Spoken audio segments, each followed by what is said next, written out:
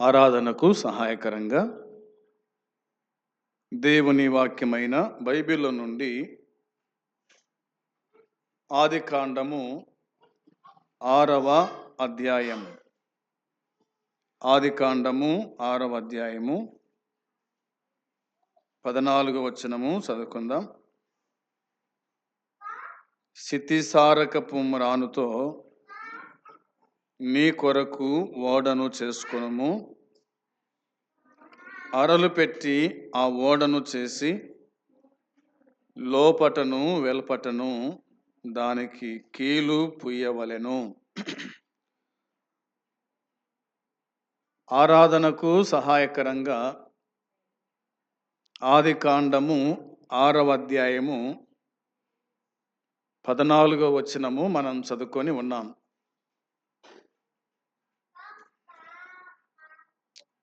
ఈ అధ్యాయంలో దేవుడైన యెహోవా నోవాహుతో మాట్లాడుతున్న మాటలు. అంతకుముందు దేవుడు ఆదాముతో మాట్లాడినాడు, కయీనుతో మాట్లాడినాడు,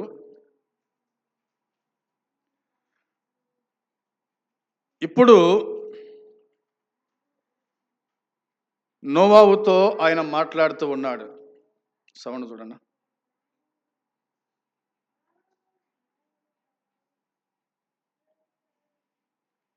మాట్లాడేటువంటి దేవుడు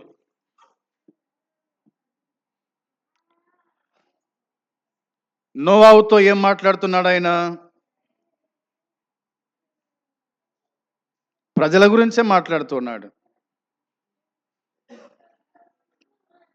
ప్రజలు లోకములో ఉన్నారు. ప్రజలు దేవుణ్ణి ఆరాధించటము మర్చిపోయినారు. ప్రజలు దేవుణ్ణి స్తుతించటం మర్చిపోయినారు.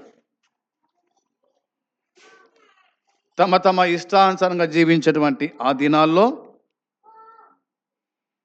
దేవుడు నోవాహుతో మాట్లాడుతున్న మాటలు ఇందులో కనిపిస్తాయి. నీవు నీ కుటుంబం రక్షణ పొందాలి అంటే, నీవు నీ కుటుంబం బతకాలంటే నేను చెప్పినట్టు చెయ్యి అని ఆయన చెప్పాడు.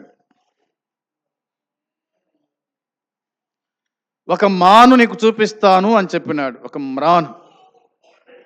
ఆ మాను పేరేం పేరు? సితిసారకపు మ్రాను అని ఉంది. ఈ మ్రాను నీళ్లలో మునిగేది కాదు. ఈ ఈ ఈ మ్రాను నీళ్లలో తేలేటువంటిది అన్నమాట. దాన్ని మనము గుర్తుంచుకునే వారుగా ఉండాలి.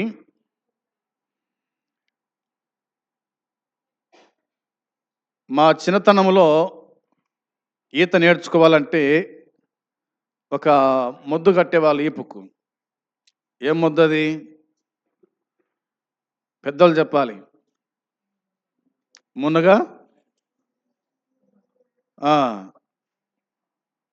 మునగ చెట్టు అల్తిగా ఉంటుంది కాబట్టి దాన్ని కట్టేవాళ్ళు ఈత నేర్చుకోవడానికి. ఇప్పుడు అవి లేవులే. ఇప్పుడు టైర్లు వచ్చినాయి, గాలి టైర్లు. సరే, ఆ మ్రానుతో దేవుడు మరి నీ కోసమై, నీ ఇంటి వారి కోసమై ఒక ఓడను తయారు చేసుకో. నీవు నీ కుటుంబము రక్షణ పొందాలి అంటే ఇది అవసరము అన్నట్టుగా దేవుడు మాట్లాడినాడు.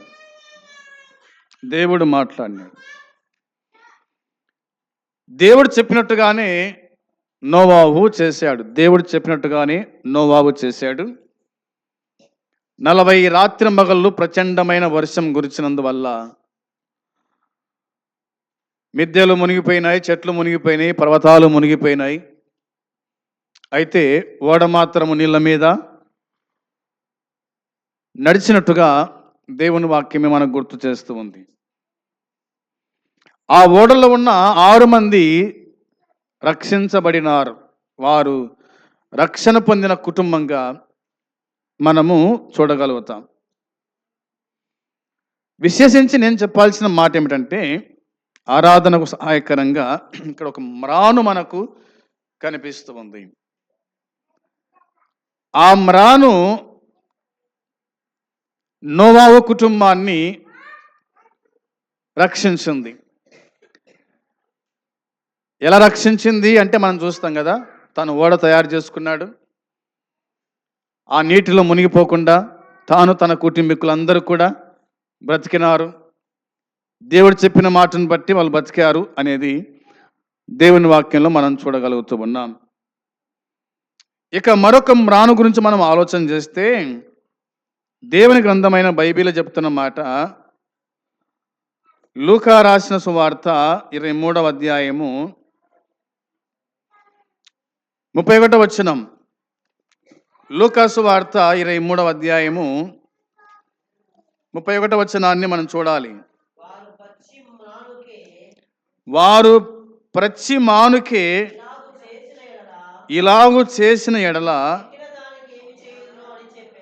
ఎండిన దానికి ఏమి చేయుదురని చెప్పాను అనే మాట మనకు వ్రాయబడి ఉంది. లూకా సువార్త 23వ అధ్యాయము 31వ వచనం మనం చదువుకున్నాం.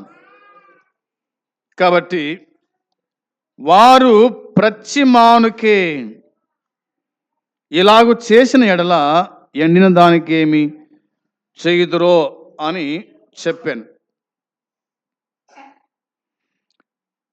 పచ్చి మ్రానుకే ఎండిన దానికి 2 పదాలు ఇందులో కనిపిస్తాయి. నిర్దోషి అయిన యేసుకే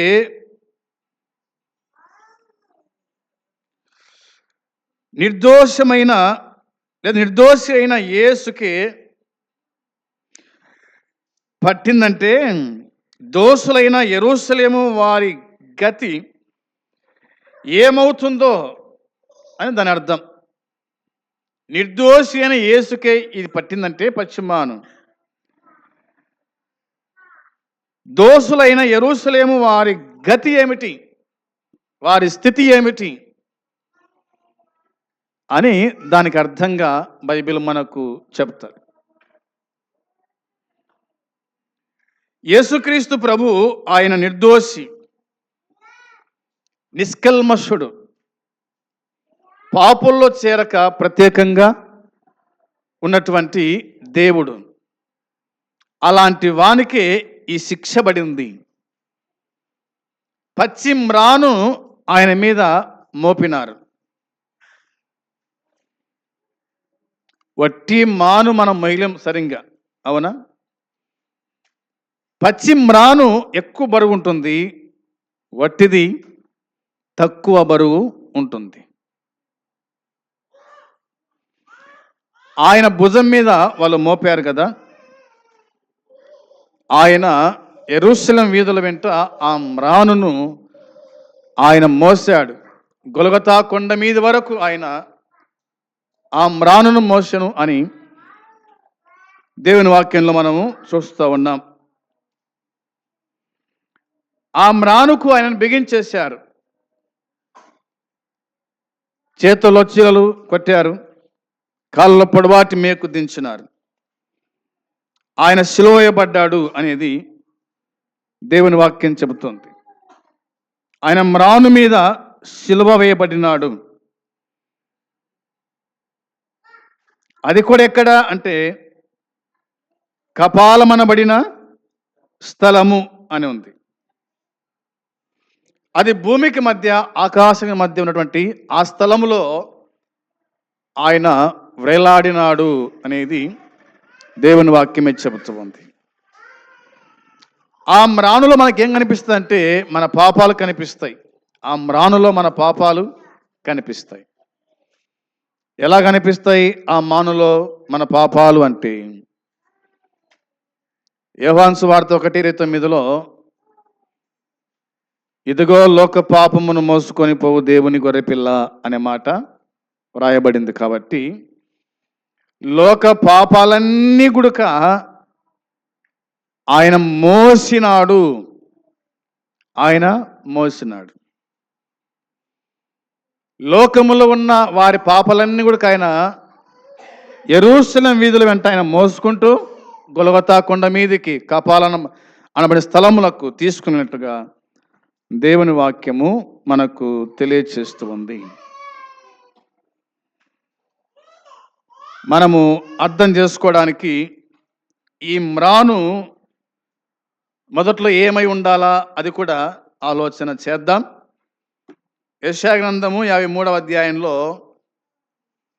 యెషయా గ్రంథము 53వ అధ్యాయము 2వ వచనం, 53వ అధ్యాయం 2వ వచనములో, లేత మొక్క వలె ఎండిన భూమిలో మొలచిన మొక్క వలెను అతడు ఆయన ఎదుట పెరిగెను, అతనికి స్వరూపమైనను సొగసైనను లేదు, మనం అతన్ని చూచి అపేక్షించినట్లుగా అతని యందు స్వరూపము లేదు అని వాక్యం చెబుతూ ఉంది.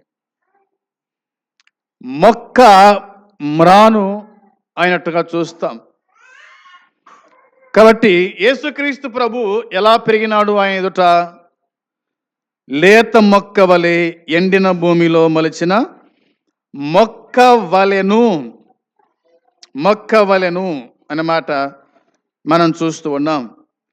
ప్రియమైన సోదరి సోదరులారా, ఎండిన భూమిలో మొలిచిన మొక్క వలెను అనే మాట ఉంది. ఎండిన భూమిలో మొక్క మొలుస్తుందా?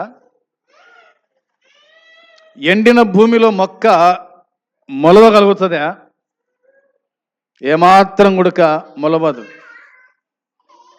పదునుంటే మొక్క మొలుస్తుంది, అవునా? నీరు పోస్తే మొక్క మొలుస్తుంది. కానీ ఎండిన భూమిలో మొక్క మొలవాలంటే అసాధ్యమే కానీ సాధ్యం కాదు. అయితే వాక్యం చెబుతుంది, యేసు తన జీవితాన్ని ఈ లోకములో అతి దీనమైన పరిస్థితిలో ప్రారంభించినాడు అని దానికి అర్థంగా మనము చూస్తాం. ఆయన వచ్చిన సమయంలో ఈ భూమిపై గొప్ప ఆధ్యాత్మిక దారిద్రత తాండవించింది అనేది కూడా మనం గమనించువారమై ఉండాలి. ఆయన తన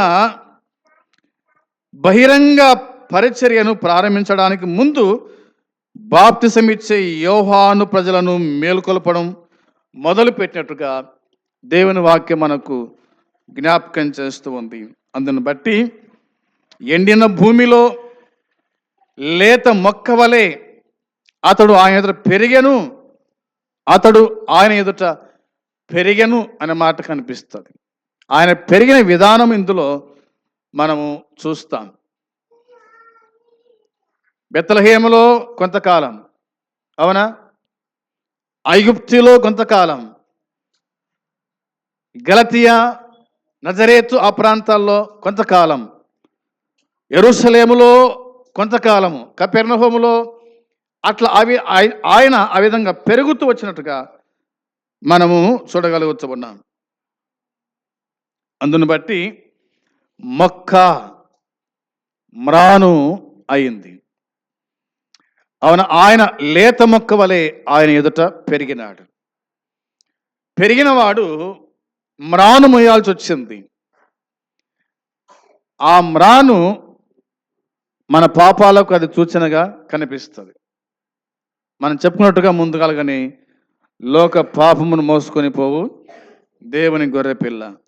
వారు పచ్చి మ్రానుకే అలాగ చేస్తే ఎన్ని దానికి ఎట్లా చేస్తారు, ఏమి చేయుదురో అనే మాటను బట్టి మనము జ్ఞాపకం చేసుకుంటూ వచ్చినాం. 53వ అధ్యాయంలోనే వచ్చిన 3 చూడండి. 3వ వచనములో అతడు తృణీకరింపబడిన వాడాయను అని ఉంది, అవునా? అతడు తునీకరింపబడిన వాడు ఆయను. ఆయనను ప్రజలందరూ కూడా తృణీకరించినారు. తృణీకారానికి కారకుడైనాడు. ప్రభు అయిన యేసుక్రీస్తు తృణీకారానికి కారకుడైనాడు. రెండవదిగా మనుషుల వలన విసర్జింపబడిన వాడు. మనుషులు ఆయనను విసర్జించినారు. మనుషుల యొక్క విసర్జనకు కారకుడైనాడు. వ్యసనాక్రాంతుడుగాను అని ఉంది. వ్యసనాక్రాంతుడు, వ్యాధిని అనుభవించువాడుగాను, వ్యాధిని ఆయన అనుభవించాడు. మనుషులు చూడనొల్లని వాడుగాను ఉండెను అని ఉంది. మనుషులు చూడనొల్లని వాడుగాను ఉండెను. ధవలవర్ణుడు, రత్నవర్ణుడు, 10,000 మంది పురుషుల్లో గుర్తింపదగిన ఆ దేవుడు సొగసును స్వరూపమును ఆయన కోల్పోయినాడు. అవునా? స్వరూపమైనను సొగసైనను లేదు అన్నమాట ఉంది కదా. అతనికి స్వరూపమైనను సొగసైనను లేదు. దాన్ని కోల్పోయినాడు ప్రభు అయిన యేసుక్రీస్తు.